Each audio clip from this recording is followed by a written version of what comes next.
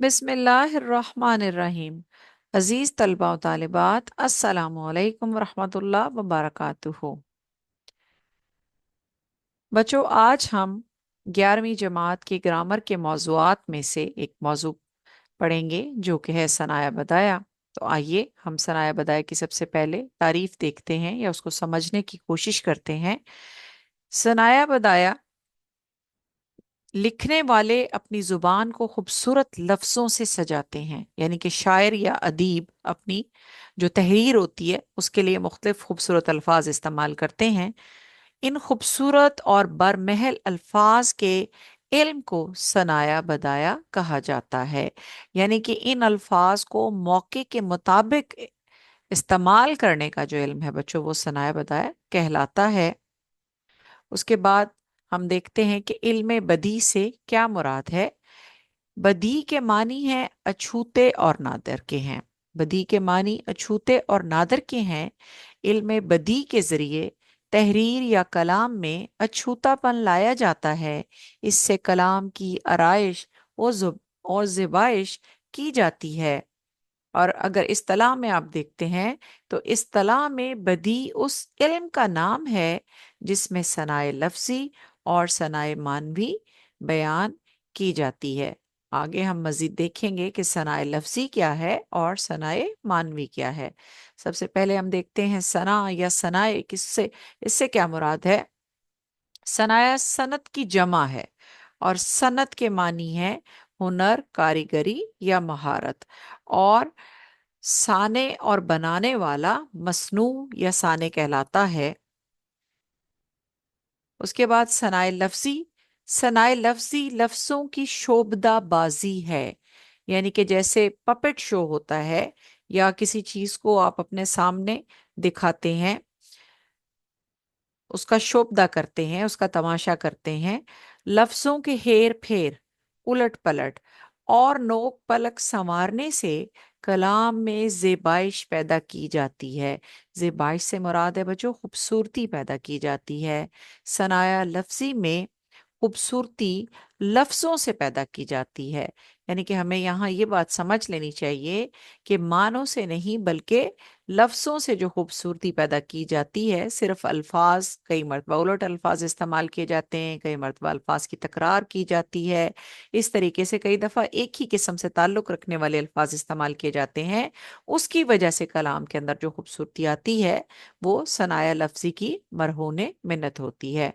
सनाए लफ्जी की चंद इकसाम यहाँ पर दर्ज हैं जो कि आप देख सकते हैं। सनत तजनीस है, सनत तकरार है, सनत इश्तकाक है, सनत तरसी है, सनत सियाकत अदाद है और सनत तज़मीन है। तो आइए अब हम देखते हैं सनाए मानवी की बाकायदा तारीफ और मिसालें। पहले हमने देखा सनाए नफ्जी, अब हम देख रहे हैं सनाए मानवी। अगर मानों में खूबी पैदा करके कलाम की खूबसूरती और तासीर में इजाफा किया जाए तो उसे सनाए मानवी कहते हैं।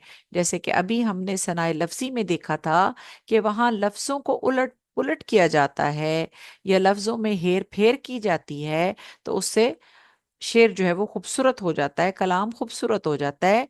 तो यहाँ आप शायरी के अंदर या कलाम के अंदर जो अल्फाज इस्तेमाल करते हैं वो गहरे मानी रखते हैं, उनके अंदर कोई गहरी बात छुपी होती है।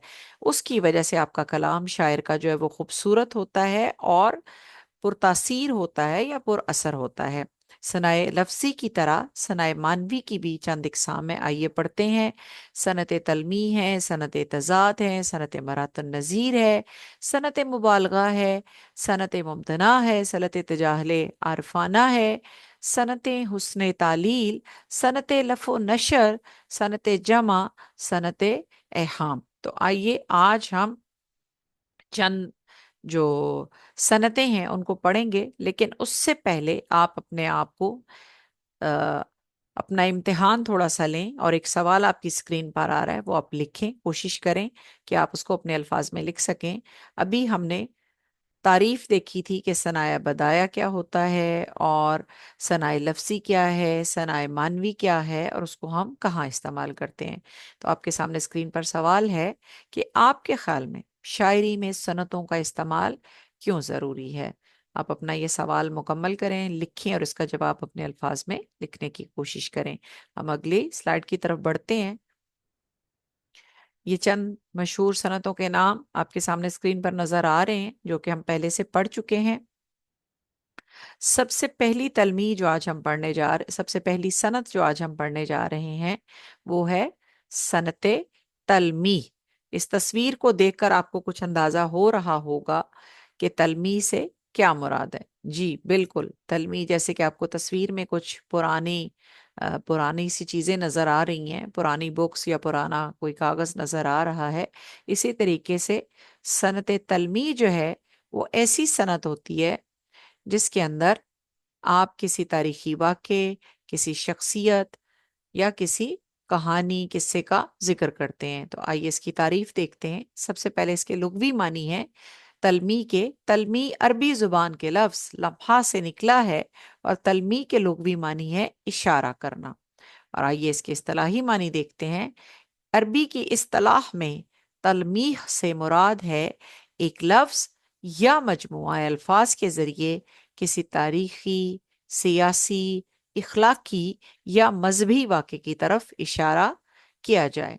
اور تلمیح کے استعمال کا اگر فائدہ دیکھیں تو بچوں، تلمیح کے استعمال سے شعر کے معنوں میں وسعت اور حسن پیدا ہوتا ہے، اور مطالعہ شعر کے بعد پورا واقعہ پڑھنے والے کے ذہن میں واضح ہو جاتا ہے۔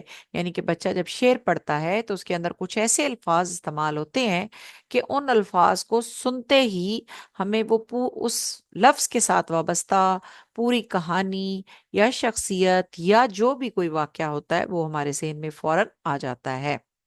اب ہم اس کی باقاعدہ تعریف دیکھتے ہیں۔ تلمیح سے مراد کسی شعر یا کلام میں کسی مشہور واقعے، قصے، کردار اور شخصیت کی طرف اشارہ کرنا ہوتا ہے۔ اور تلمیح کے الفاظ بظاہر مختصر ہوتے ہیں، مگر ان کے پیچھے ایک واقعہ، پوری تاریخ یا کہانی چھپی ہوتی ہے۔ یعنی کہ کم لفظوں میں بڑی بات کرنا یا زیادہ بات کرنا۔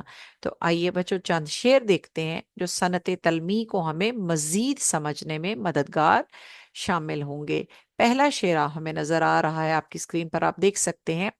بے خطر کود پڑا آتش نمرود میں عشق، بے خطر کود پڑا عاشق نمرود میں عشق، عقل ہے محو تماشائے لبے بام ابھی۔ اس شعر کے اندر شاعر نے کس واقعے کی طرف اشارہ کیا ہے؟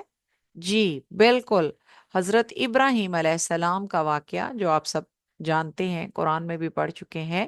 حضرت ابراہیم علیہ السلام کو نمرود نے جو آگ میں ڈالا تھا وہ واقعہ بیان کیا ہے کہ ان لوگوں نے آگ جلائی اور وہ سوچ رہے تھے، کنارے پر کھڑے ہو کے یہ تمام عقل والے لوگ دیکھ رہے تھے، سوچ رہے تھے کہ شاید ابراہیم کو ہم آگ میں پھینکیں گے اور وہ جل جائیں گے۔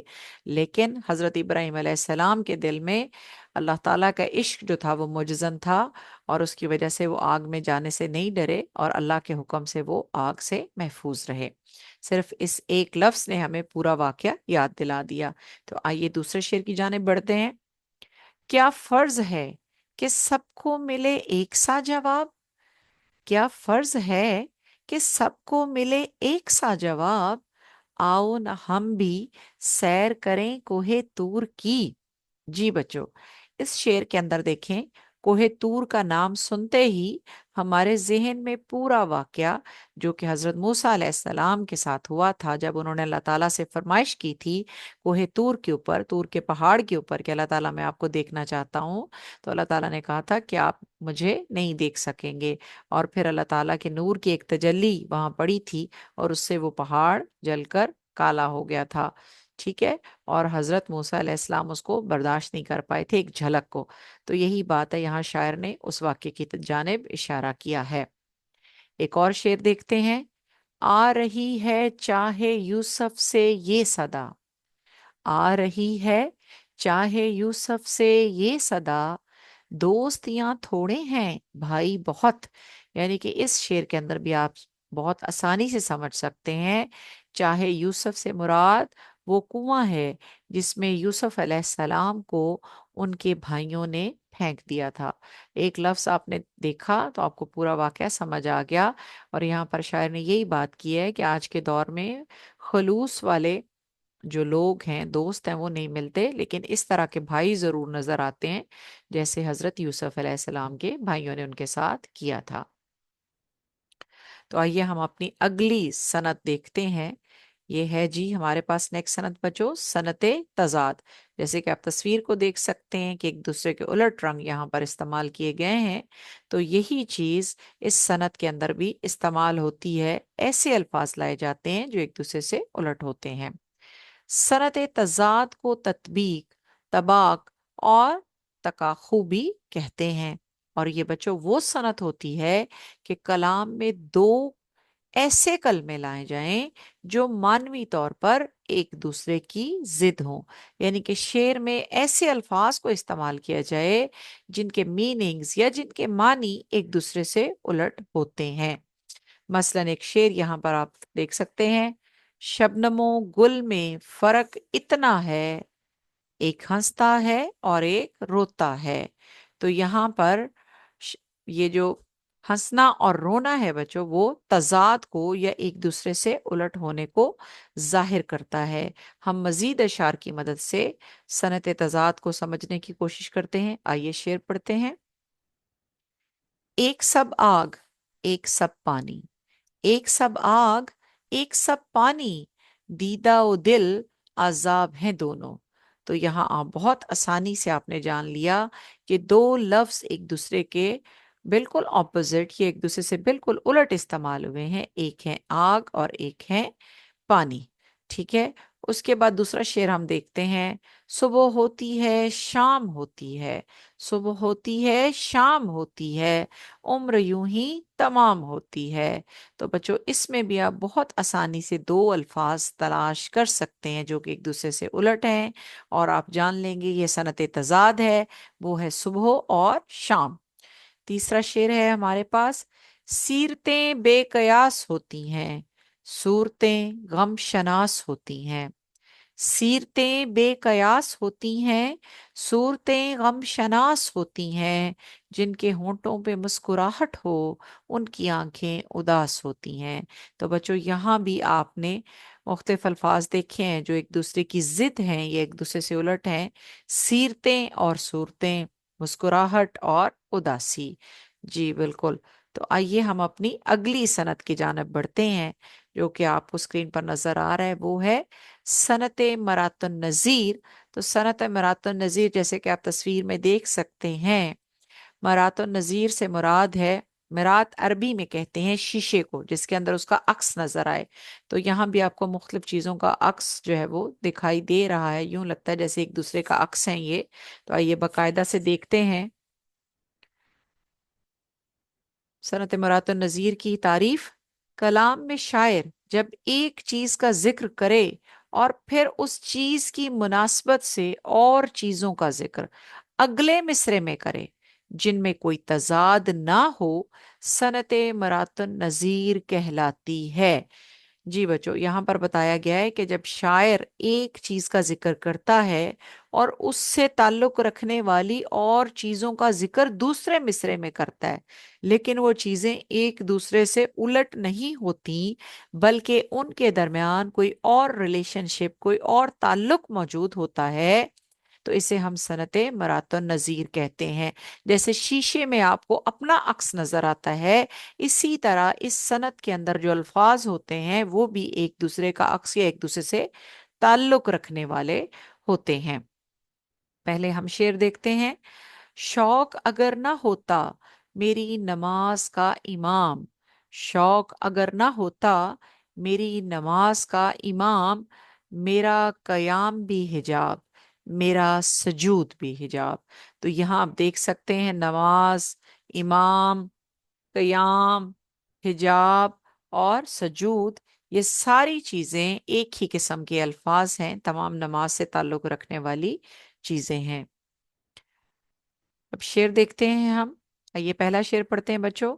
आशना अपनी हकीकत से हो ए दहका जरा, आशना अपनी हकीकत से हो ओ ए दहका जरा, दाना तू, खेती तू, बारां तू, हासिल भी तू।